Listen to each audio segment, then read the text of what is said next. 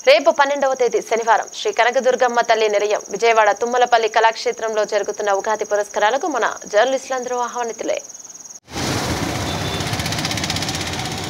Vijayawada city bus stand నుంచి బయటికి వచ్చే ఎంట్రన్స్ నుంచి ఈ విధంగా తుమ్మలపల్లి కళాక్షేత్రానికి జర్నలిస్ట్ మిత్రులందరూ కూడా రావచ్చు.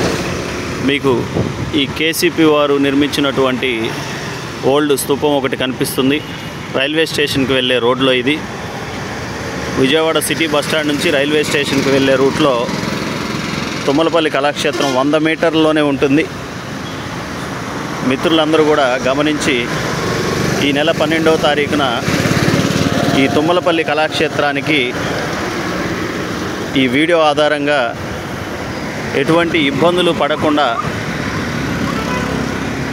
మన ఉత్తమ జర్నలిస్టులకు ఉగాది పురస్కారాలు, ఉగాది పండగను జర్నలిస్టులు జరుపుకునేటువంటి ఈ ఉగాది పండుగను అందరూ కూడా జయప్రదం చేయవలసిందిగా కోరుచున్నాం.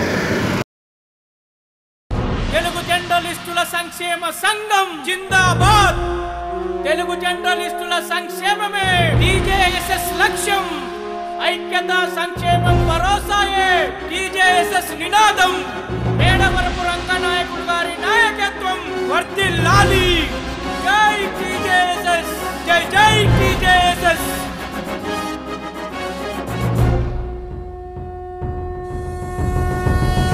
గదిగో అదిగదిగో అదిగో తెలుగు జర్నలిస్టులంతా వస్తున్నారదిగో.